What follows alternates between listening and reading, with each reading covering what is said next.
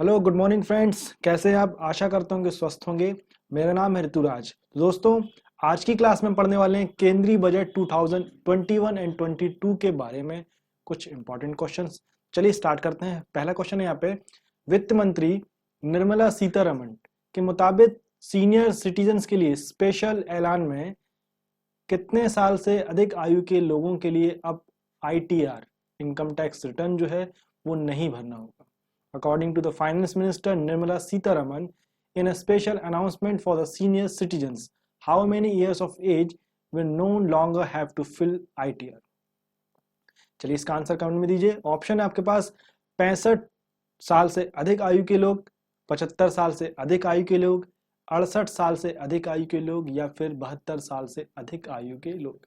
चलिए आपको बताना है इसका आंसर। वित्त मंत्री निर्मला सीतारमण जी के हिसाब से जो बजट पास किया गया है उसमें सीनियर सिटीजन्स के लिए स्पेशल अनाउंसमेंट किया गया है। इसमें कितने आयु तक के लोगों के लिए छूट की बात करी गई है। दोस्तों, आपसे निवेदन है, अगर आपने मेरे चैनल को अभी तक सब्सक्राइब नहीं किया है तो प्लीज इसे सब्सक्राइब करें, जिससे आपको आने वाले समय में नेक्स्ट वीडियो की नोटिफिकेशन लगातार मिलते रहेंगे। तो इसका आंसर क्या रहने वाला है? इसका आंसर रहने वाला है 75 वर्ष। 75 वर्ष के आयु से अधिक के आयु के जो लोग रहेंगे, जो व्यक्ति रहेंगे, उनको इनकम टैक्स रिटर्न से छूट देने की यहाँ पे बात करी गई है। अब कुछ डिटेल्स और देख लेते हैं।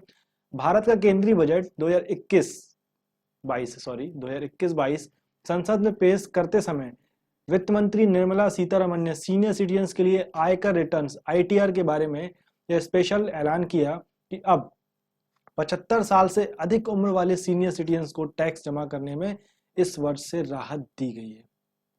अब 75 वर्ष से अधिक आयु के लोगों को अपना आईटीआर नहीं भरना होगा। तो एक्चुअली होता क्या है कि हर साल जब बजट पास होता है तो यहाँ पे कयास लगाए जाते हैं। लोग उम्मीद रखते हैं कि जो सीनियर सिटीजन्स हैं, जो टैक्स देते हैं, वो उनको एक उम्मीद रहती है कि इस बार हमको कितना फायदा मिलने वाला है, हम टैक्स स्लैब में आने वाले हैं या नहीं आने वाले हैं, वगैरह वगैरह सारी चीजें उम्मीदों में रहे जाते हैं। तो इस बार जो केंद्रीय बजट पास हुआ है उसमें निर्मला सीतारमण जी ने, फाइनेंस मिनिस्टर ने, यहाँ पे क्लियर कर दिया कि 75 वर्ष से अधिक के आयु लोगों को अब इनकम टैक्स नहीं देना होगा। चलिए नेक्स्ट क्वेश्चन है, केंद्रीय बजट 2021-22 में डबल टैक्स सिस्टम से किन लोगों को छूट दी गई है? अभी डबल टैक्स सिस्टम क्या है मैं आपको बताऊंगा, अब निश्चिंत रहिए। तो पहले यहाँ पे देख लेते हैं, who are the being exempted from the double tax system in the union budget 2021 to 22। Option है आपके पास, भारत के छोटे व्यापारी, भारत के बड़े व्यापारी, सॉरी उद्योगपति, अप्रवासी भारतीय या फिर भारत के सामान्य आयकर दाता। चलिए इसका आंसर दीजिए कमेंट में। डबल टैक्स सिस्टम से किन लोगों को छूट दी गई है इस बार के बजट में? चलिए इसका आंसर है अप्रवासी भारतीय, एनआरआई, नॉन रेसिडेंशियल इंडियन। अब कुछ डिटेल्स बता देता हूं आपको। वित्त मंत्री निर्मला सीतारमण ने यह ऐलान किया कि अप्रवासी भारतीयों, एनआरआईज को टैक्स भरने में काफी मुश्किलों का सामना करना पड़ता है, लेकिन इस बार उन्हें डबल टैक्स सिस्टम से छूट दी गई है। अब यहाँ पे एक बात आ रही है, डबल टैक्स सिस्टम है क्या? डबल टैक्स सिस्टम क्या है कि एक्चुअली में होता क्या है कि जो भी अप्रवासी भारतीय है, एनआरआईज हैं, वो भारत में अगर अपनी आय को स्रोत बताते हैं तो उनको टैक्स देना पड़ता है। और साथ ही साथ में अगर वही व्यक्ति मान लीजिए अमेरिका में रहता है तो उस व्यक्ति को वहां पर रह रहा है तो भी वहां पे उस व्यक्ति को उस देश के लिए इनकम टैक्स जमा करना पड़ता है। तो यहाँ पे वो डबल, दो बार इनकम टैक्स दे रहा है। अमेरिका के लिए भी आईटीआर देने वाला है, वो आईटीआर देने वाला है। और अगर इंडिया में रहता है, क्योंकि इंडिया का तो अप्रवासी भारतीय है ही वो, तो भी वहां पे वो आईटीआर देने वाला है, मतलब इनकम टैक्स रिटर्न देने वाला है। तो इस बार सरकार ने या केंद्रीय बजट में इस बार जो निर्मला सीतारमण जी ने जो इस बार अनाउंस किया है उसके हिसाब से अप्रवासी भारतीयों को डबल टैक्स सिस्टम जो है उससे छूट दे दी गई है। अब आप जहां पर रह रहे हैं सिर्फ वहीं का ही टैक्स दीजिए। हमारे भारत में आपको टैक्स देने की यहाँ पे जरूरत नहीं है, क्योंकि आप यहाँ पे नहीं रह रहे हो। ये सुविधा दी गई है इस बार के लिए। अब से अप्रवासी भारतीय डबल टैक्स एनवाइडेंस एग्रीमेंट डीटीएए के मुताबिक डबल टैक्स चुकाने से बच सकते हैं। चलिए आगे बात करेंगे। भारत का केंद्रीय बजट 2021-22 संसद किस सत्र, किस तारीख तक चलता रहेगा? आपको ये बताना है कि भारत का जो केंद्रीय बजट है 2021 और 22 तक जो चलने वाला है, संसद के किस तारीख तक चलता रहेगा? Indian Union Budget 2021-22, by what date will be the parliament's parliament session last, कब तक रहने वाला है? ऑप्शन है आपके पास 8 अप्रैल, 25 मार्च, 28 मार्च या फिर 28 फरवरी। चलिए इसका आंसर दीजिए। भारत का जो केंद्रीय बजट है 2021-22 का संसद के सत्र के किस तारीख तक रहने वाला है? चलिए इसका आंसर है 8 अप्रैल। 8 अप्रैल तक ही रहने वाला है। अब कुछ डिटेल्स और देख लेते हैं। भारत सरकार के केंद्रीय बजट 2021-22 के लिए इस साल संसद का जो बजट सत्र है वो 29 जनवरी से शुरू हो गया था और यह सत्र जो है वो 8 अप्रैल 2021 तक चलने वाला है। परंतु इस बार बजट में 2 चरण में रहने वाला है। केंद्रीय बजट जो है वो 2021-22 का ये पहला चरण जो है 29 जनवरी से स्टार्ट हो गया है, 29 जनवरी से शुरू हो गया है, जो कि 15 फरवरी तक चलेगा। जबकि इसका जो दूसरा चरण जो है वो 28 मार्च से शुरू होकर 8 अप्रैल तक चलने वाला है। अब बचा यहाँ पे दिन कुछ बचे, यहाँ से 15 फरवरी से लेके 7 मार्च तक का जो समय बच रहा है उसमें क्या होने वाला है? 16 फरवरी से लेके 7 मार्च तक के लिए संसद के बजट का सत्र जो रहेगा उसमें ब्रेक रहेगा। जैसे कि पिछले साल भी भारत में कोरोना के बढ़ते मामलों के कारण संसद का शीतकालीन सत्र आयोजित नहीं किया गया था। इस बार भी छुट्टी रखी गई है कि ये सेशन रहेगा, इस सेशन में भी हम छुट्टी रखेंगे, ब्रेक रखने वाले हैं। चलिए पिछले साल तो कोरोना था, इस वजह से शीतकालीन सत्र का आयोजन नहीं किया गया था, छुट्टी रखी गई थी, परंतु इस बार ये आयोजन रख रहे हैं कि वही छुट्टी रखना चाहते हैं, ब्रेक रखना चाह रहे हैं। चलिए आगे बात करेंगे नेक्स्ट की तरफ। भारत का केंद्रीय बजट 2021-22 पहली बार किस रूप में पेश किया गया है? In what form was the union budget 2021-22 presented for the first time?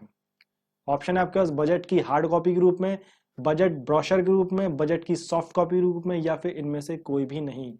Bharat का केंद्रीय बजट 2021-22 पहली बार किस रूप में पेश किया गया आपको ये बताना है। दोस्तों आपसे मेरा फिर से निवेदन है, अगर आपने चैनल को अभी तक सब्सक्राइब नहीं किया है तो प्लीज इसे सब्सक्राइब करिए और अगर वीडियो पसंद आता है तो प्लीज लाइक जरूर करिए और कमेंट करके मुझे बताइए कि आपको ये वीडियो कैसा लग रहा है और आंसर्स इसके देते चलिए। ऑप्शन आपको बता दिया हूँ। चलिए इसका आंसर है बजट की सॉफ्ट कॉपी के रूप में इस बार जो बजट जो है इस बार पेश किया गया है, सॉफ्ट कॉपी के रूप में बजट पेश किया गया है, हार्ड कॉपी इस बार नहीं यूज की गई है। भारत में कोरोना महामारी के कारण इस बार जो केंद्रीय बजट जो है वो पेपर के प्रिंट में नहीं किया गया है और यह बजट जो है पूरी तरह से पेपरलेस भी होने वाला है, ये बताया गया है यहाँ पे।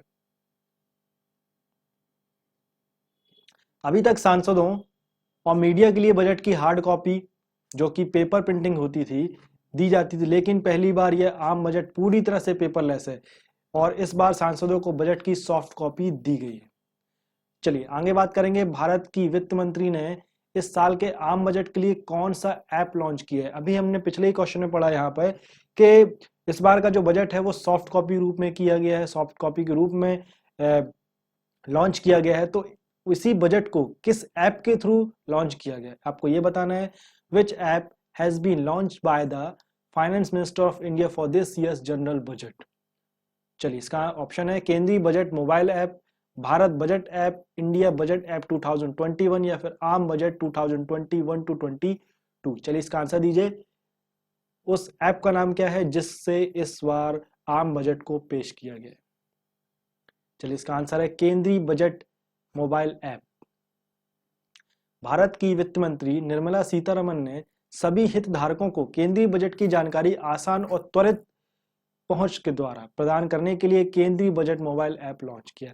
यहाँ पे सारा जो बजट का जो लेखा जोखा है, सारे जो रिकॉर्ड्स हैं, सारी डिटेल्स जो है वो एक ऐप में आपको मिल जाएगी। इस ऐप का नाम है केंद्रीय बजट मोबाइल ऐप, जो कि गूगल प्ले स्टोर में भी अवेलेबल है, आप आसानी से इसको डाउनलोड कर सकते हैं। इस ऐप पर भारत के सभी सांसद सदस्यों और आम जनता को बजट से संबंधित पूरी जानकारी मिलेगी। यह ऐप वार्षिक वित्तीय विवरण AFS, अनुदान की मांग DG, जिसको हम बोलेंगे डिमांड्स ऑफ ग्रांटिंग, एंड वित्त विधेयक आदि सहित 14 केंद्रीय बजट दस्तावेजों को देखने के लिए सुविधा भी प्रदान करता है। तो यहाँ पे ओवरऑल बात ये हो गई कि पूरा जो बजट है, 14 जो इंपॉर्टेंट डॉक्यूमेंट्स हैं, उन सभी का संग्रहित करके एक ऐप में रख दिया गया है। इस ऐप के थ्रू हर भारतीय नागरिक, आम जनता इसको एक्सेस कर सकती है।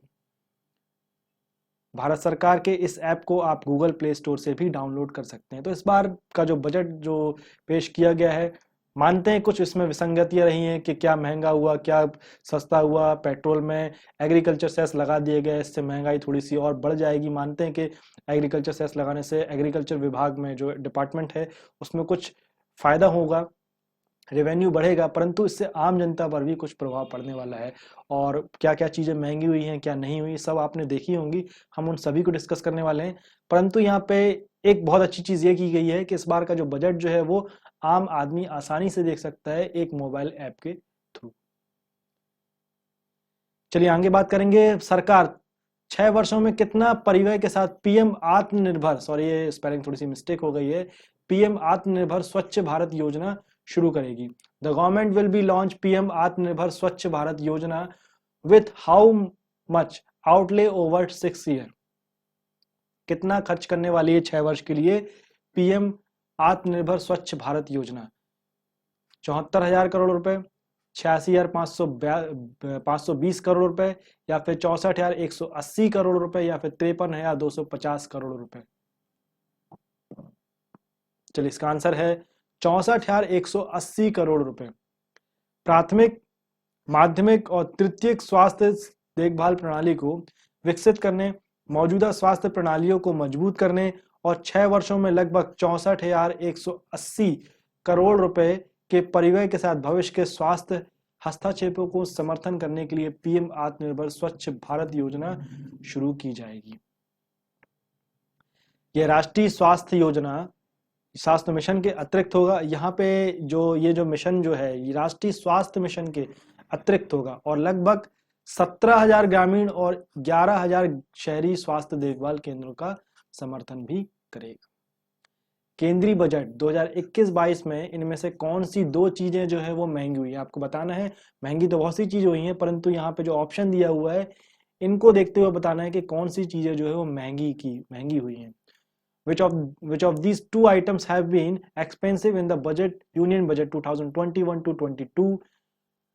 लोहा और स्टील, चमड़ा और नायलॉन के कपड़े, रत्न और जूते, नायलॉन और पॉलिस्टर। चलिए इसका आंसर है रत्न और जूते।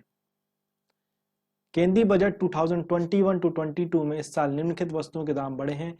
विदेशी चमड़ा, सोलर इन्वर्टर्स, विदेशी मोबाइल और चार्जर, मोबाइल से जुड़ी हुई सारी एसेसरीज की भी कीमतों में इजाफा किया गया है। मतलब आप अगर मोबाइल लेते हैं तो वो महंगा तो होगा ही होगा, साथ ही साथ में इसके चार्जर्स, हैंड्स फ्री, ब्लूटूथ वगैरह वगैरह सारी चीज़ें जो मोबाइल से रिलेटेड जितनी भी एसेसरीज हुआ करती हैं वो सारी चीज़ें महंगी हो जाएंगी।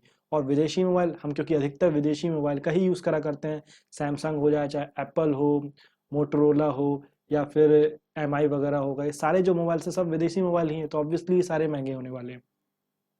मोबाइल फोन्स, मोबाइल पार्ट्स पर छूट कम हुई है और रत्न जूते भी महंगे हो गए हैं। तो यहाँ पे इस क्वेश्चन के लिए मैंने यहाँ पे चुना गया था कि रत्न और जूते तो है ही यहाँ पे इस ऑप्शन के हिसाब से महंगे हैं, परंतु ये सारी चीज मोबाइल इलेक्ट्रॉनिक्स आइटम ये सब महंगा यहाँ पे हुआ है। इसी तरह इस साल के बजट में आयातित ऑटो पार्ट्स, विदेशी खाद्य तेल, गाड़ियों के पार्ट्स, इलेक्ट्रॉनिक उपकरण, इंपोर्टेड कपड़े भी महंगे हो गए हैं। केंद्रीय बजट 2021-22 में इनमें से कौन सी दो चीजें सस्ती हुई हैं? Which of these two items have become cheaper in the Union Budget 2021 to 22? लोहा, स्टील, मोबाइल और मोबाइल एसेसरीज, रत्न और जूते, ऑटो पार्ट्स एवं इंपोर्टेड कपड़े। कौन सी चीजें यहाँ पे सस्ती हुई, आपको ये बताना है। चलिए इसका आंसर है लोहा और स्टील, ये सस्ता हुआ है भाई। केंद्रीय वित्त मंत्री निर्मला सीतारमण के द्वारा 1 फरवरी 2021 में संसद में जो पेश किया गया जब बजट था उसमें लोगों को राहत देने की कोशिश की गई है। हर बार की तरह सरकार ने भी इस बार भी अपनी पूरी तरह से कोशिश की गई है कि हम आम जनता को खुश रख पाए, राहत मिले। तो इसको देखते हुए कुछ चीजों को सस्ता भी किया है। वो क्या है? इस साल के बजट में सोना और तांबे के सामान जो है वो सस्ते होने वाले हैं, सस्ते होंगे। और साथ ही साथ में लोहा और स्टील की चीजें भी सस्ती हो जाएंगी। चमड़े के उत्पाद, नायलॉन और पेंट, नायलॉन के कपड़े, ड्राई क्लीनिंग आदि, पॉलिस्टर के कपड़े भी सस्ते हुए हैं। यहाँ पे ये बजट में बताया गया। वित्त मंत्री निर्मला सीतारमण ने केंद्रीय बजट 2020-21 में भारत में कहाँ यूनिवर्सिटी बनाने का ऐलान किया है? Finance minister Nirmala Sitharaman has been announced to establish a university in India in the union budget 2021 to 22। Leh, Gujarat, Andaman और निकोबार, इनमें से कोई भी नहीं। चलिए आप बताइए, निर्मला सीतारमण जी ने, फाइनेंस मिनिस्टर ने केंद्रीय बजट में ये कहाँ पे बताया है कि भारत में कहाँ पर यूनिवर्सिटी का हम बनाने का ऐलान करने की यहाँ पे उन्होंने घोषणा की, कहाँ पे यूनिवर्सिटी खोलने वाले हैं, ये आपको बताना है। चलिए इसका आंसर है लेह में नई यूनिवर्सिटी खुलने वाली है। अब कुछ डिटेल्स देख लेते हैं। केंद्रीय वित्त मंत्री निर्मला सीतारमण ने 1 फरवरी 2021 को संसद में पेश किए केंद्रीय बजट में लद्दाख के लेह क्षेत्र में केंद्रीय यूनिवर्सिटी बनाए जाने का ऐलान किया। लद्दाख में रहने वाले सभी छात्रों को आसानी से उच्च शिक्षा प्राप्त हो सके, इसके लिए भारत सरकार ने यह यूनिवर्सिटी बनाने का निर्णय लिया है। इसके पहले लद्दाख, क्योंकि भारत के जम्मू कश्मीर का हिस्सा था, इसलिए वहां अपनी विशेष यूनिवर्सिटी भी नहीं थी। इसीलिए यहाँ पे जो सेंट्रल यूनिवर्सिटी बनाने की यहाँ पे घोषणा की गई है कि लद्दाख पे अपनी खुद की एक यूनिवर्सिटी रहनी चाहिए, क्योंकि इसके पहले ये जम्मू कश्मीर का पार्ट हुआ करता था, इसलिए वहाँ पे सब कुछ जो हुआ करता था वो जम्मू कश्मीर के हिसाब से हुआ करता था। परंतु अब इसको अलग कर दिया गया है, धारा 370 के बाद से ये अलग हुआ है और अब यहाँ पर एक विशेष यूनिवर्सिटी खोलनी है। इसके लिए यहाँ पे निर्मला सीतारमण जी ने ऐलान किया। सरकार ने निर्धारित किया है कि 2021-22 बजट के लिए अवधि के दौरान कोविड-19 वैक्सीन की कितनी राशि होगी। The government has been set aside how much amount for the कोविड-19 vaccine during the period 2021 to 22। 45,000 crore रुपए, 35,000 करोड़ रुपए, या फिर 20,000 करोड़ रुपए, या फिर 15,000 करोड़ रुपए। चलिए इसका आंसर है 35,000 करोड़ रुपए। वित्त मंत्री ने वर्ष 2021-22 में कोविड-19 वैक्सीन के लिए 35,000 करोड़ रुपए के 35,000 करोड़ रुपए के खर्च करने की यहाँ पे घोषणा की कि भाई इतना हम इसके लिए निर्धारित रखने वाले हैं, कोविड-19 वैक्सीन के लिए इतना पैसा सरकार की तरफ से खर्च किया जाएगा, ये बताइए। तो दोस्तों ये तो हमने देख लिया 2 फरवरी के दिन क्या प्रमुख घटनाएं हुई थी और इसको लेकर हमने जो करंट अफेयर्स के क्विज देखे वो हमने सारे देखे। केंद्रीय बजट पर आधारित स्पेशल क्लास थी ये, इसमें हमने पूरा केंद्रीय बजट से संबंधित जितने भी क्वेश्चंस थे उनको स्टडी किया। हमारी जो रेगुलर क्लास एक और होती है शाम को 7 बजे, उसको आप देखना ना भूलिए, जिसमें हम पढ़ने वाले हैं डेली के करंट इवेंट्स के साथ साथ में जो स्टैटिक जीके होता है वो भी हम पढ़ने वाले हैं। Thank you.